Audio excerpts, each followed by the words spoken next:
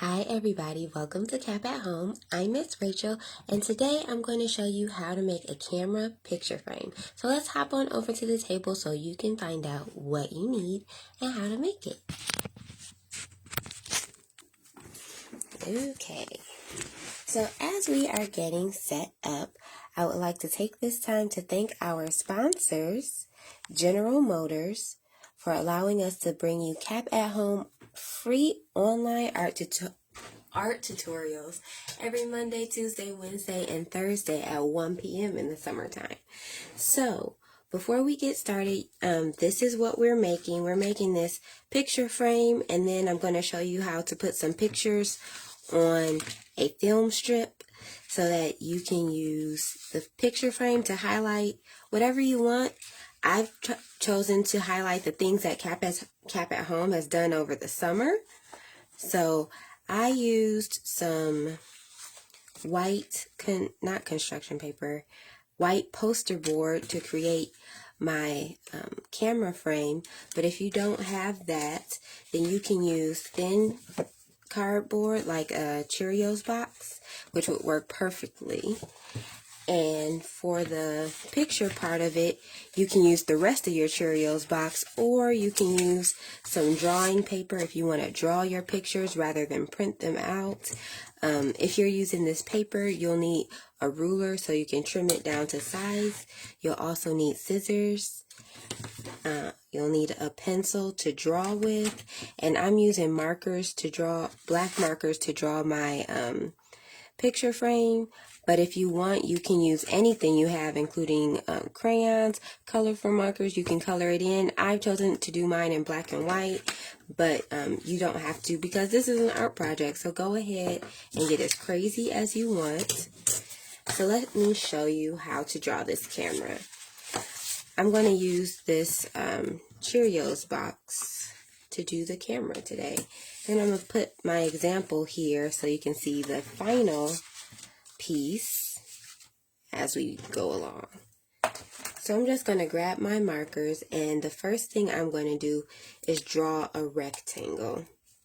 And that rectangle can be as big as you want it to be. So remember that this is a picture frame, so you're going to need to have some space for your pictures to be able to be displayed. So I would say a nice size rectangle.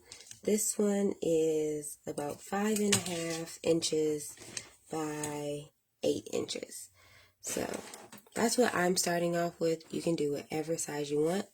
Then I'm going to put a circle off center, and that's going to represent my lens.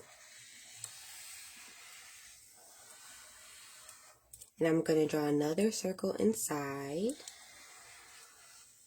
And that smaller circle will be right where my pictures will be displayed. So I'm going to have to cut that out. And then I'm going to draw this line across the top. And this is just now the design of the camera. So you can be as free as you want. You don't have to do it exactly like me. But I'm just drawing these little, I guess, buttons and bits and bobs to make it look a little more like a camera based on what I've seen on the internet and in real life.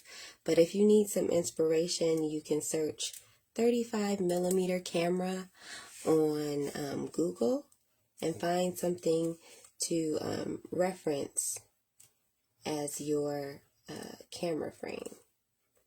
So I'm just adding some buttons across the top because if you've ever used a real camera, then you know that it has a lot of buttons and all kinds of stuff. So, and those buttons can look however you want them to. There probably is technically a right way, but since this is an art project, I'm going to go ahead and say there is no right or wrong way to draw your camera. It is up to you. And I have 2 different size markers so that I can get different size lines. So that's one thing to think about. And I liked having the rounded corners on this one, which I totally forgot to do on this already. But if you want rounded corners, I have a really simple solution for that. If you don't want to just draw them freehand, you can use a coin. So let me get one of my nickels. You can use a coin in the corner and then trace that with your marker, and that way all of your rounded edges will be exactly the same. So if you are a stickler and you want it to be perfect, you can go ahead and do that. I'm just doing the bottom corner since I already have stuff along the top. And then I'm going to add some words. Since this is summer 21, I put SU21, kind of like the camera model. But I think I'll put my name on this one, and it'll be Rachel. I'll do it in a bold marker.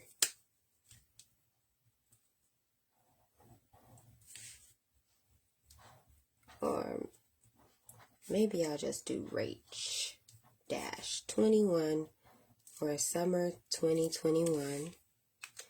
And then up at the top, you can write something else, but maybe I might just make a little square and some more designs up here or something. There we go. So now I have my camera, and it's super simple. Make sure you take a picture of what you're doing so that we can see what you've created with Cap at Home. We always love to see student artwork. Make sure you email that to us. Our email address is in the caption. It is cap@collegeforcreativestudies.edu. That's a really long email address, so go ahead and copy and paste it from the captions. And send us what you're working on so you have the opportunity to be featured on our social media. So, here we go. I'm just cutting this out around the edges, and since I want this bottom to be this bottom corner to be rounded, I'm going to cut inside my line and just round that corner just like that. I'm going to continue over here and round this other bottom corner. So one of the reasons I like to use the thick marker for the outside line is so that I get this clean line when I cut. I can cut right into that thick line and still have a nice outline on my finished product, as you can see. And the top will be a little more challenging because I have a little more detail up here.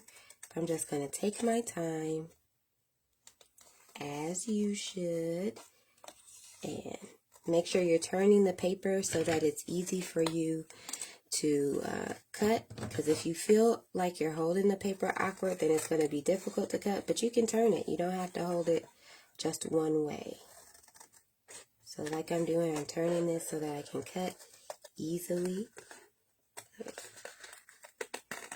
And if you're one of the younger artists and you need help cutting through the cardboard, make sure you ask for help, because I know cardboard can be kind of difficult to cut through. So I like to break it down into sections. I don't have to do everything in just one cut. You can cut off little pieces to get your final cut like that. Just cut off a little square. Alrighty.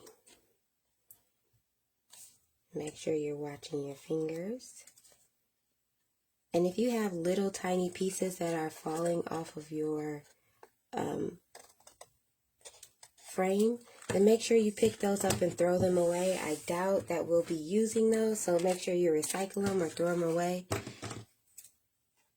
so that your cleanup at the end isn't so daunting because you've been cleaning up along the way. I think that's a good way to work. It makes it a little less difficult. Got another piece. I'm going to throw it away. And I'm almost done with this. So now we're going to have to cut out the middle of our circle. So like I said, if you're a young artist, get some help because this can be kind of difficult.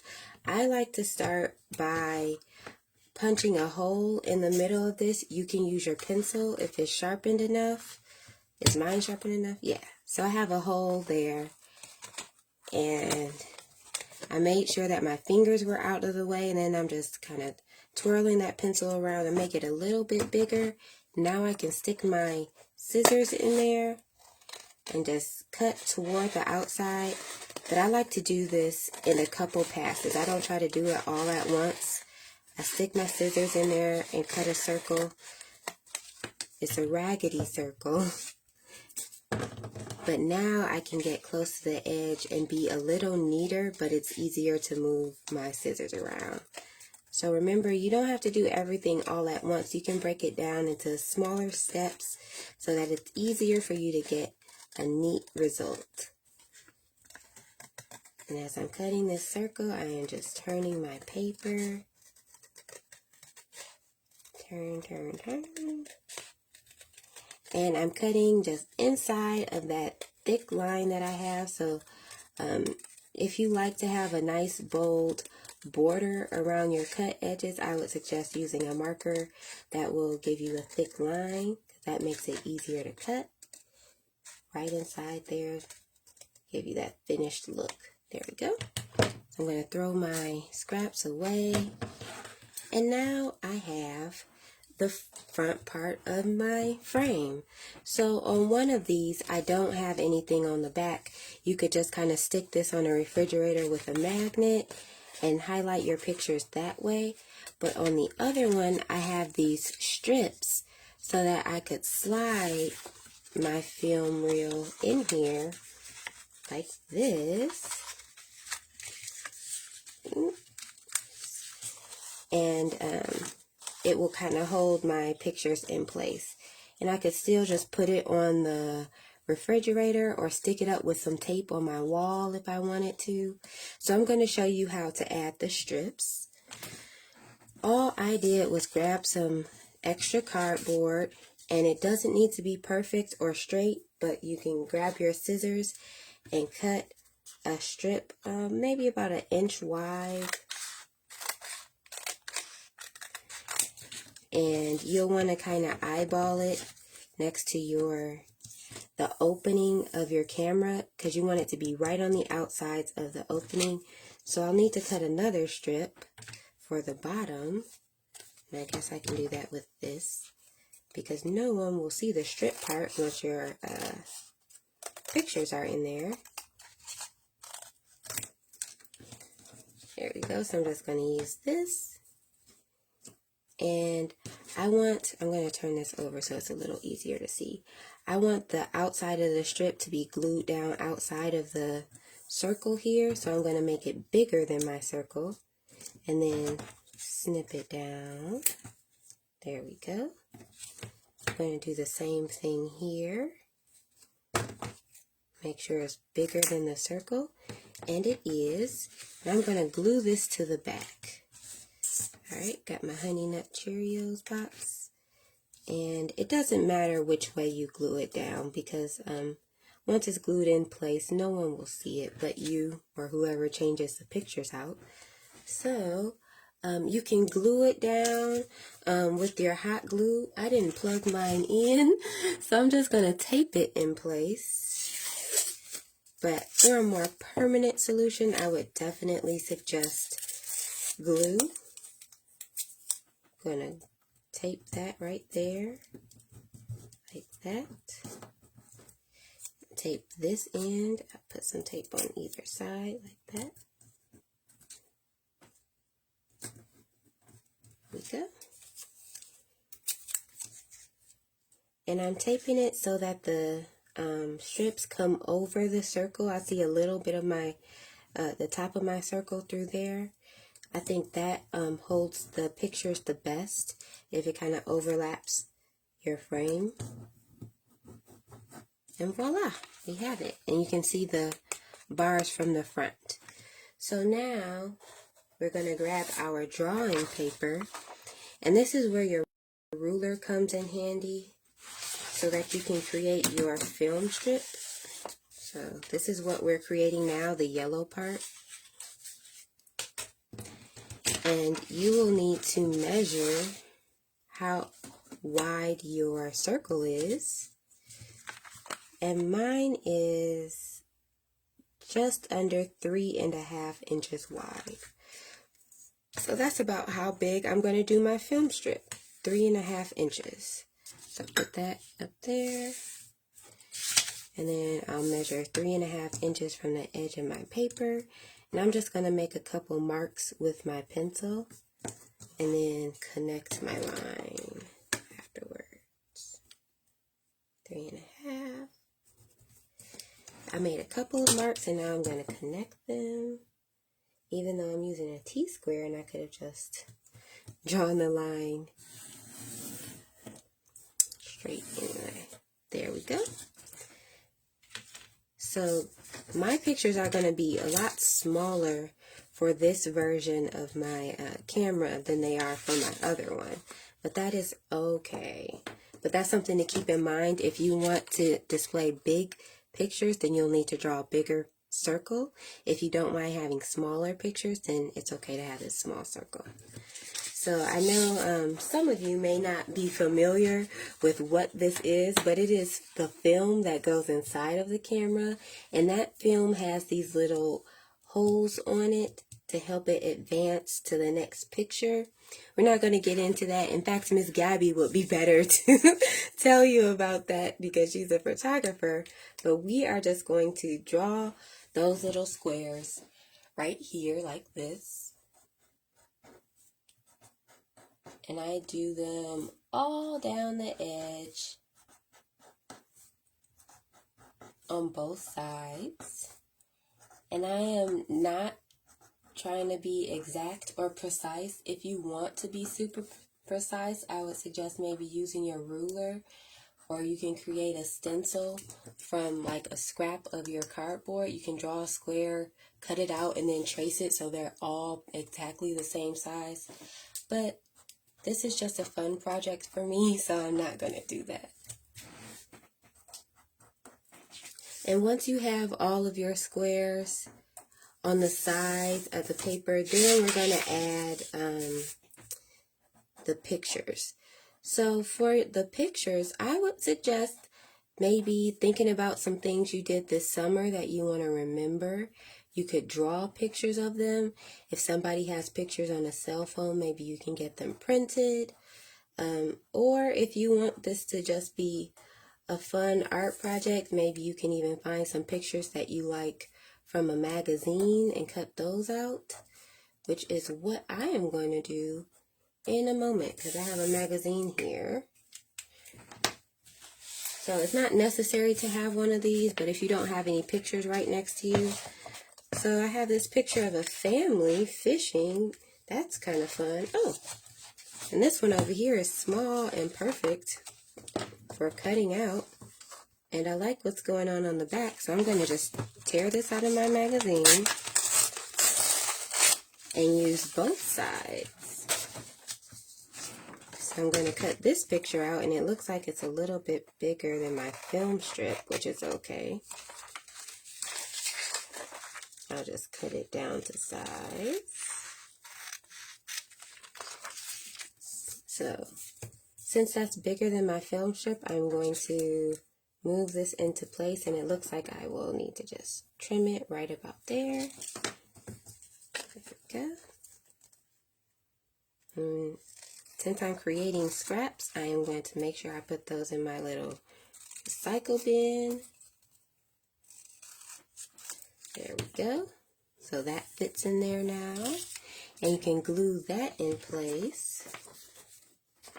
And then I like what's going on this side of the page. We have the Spirit of Detroit, so I'm just going to cut him out because that's a fun little picture. And then kind of put them in place to see how big I can have them. Looking at where my little squares are, I know that I can cut right there and right there. Now, I know that's hard for you guys to see because it's kind of hard for me to see. But I'm going to cut that down to size. You can use your ruler to make sure you have sized this the right way. So I have a couple of pictures. And now you can glue them into place. But like I said, I am not prepared. I don't know where I put my glue sticks. But I'm just going to tape these in place. And one thing I like about this project is you can make a bunch of different film strips and swap out the pictures if you want. It doesn't have to just hold a couple pictures that you create with me while we're working on this. You can do this a little bit later for the fall if you end up doing something that you think is really worth remembering, print out some of those pictures and make another film strip, because you'll have this extra paper. So there we go. Okay, and I'm going to cut this one short and just have the 2 pictures on there. And now let's see how this looks in our new camera. Let's kind of just slide this under the strips. And there we go. We have our camera.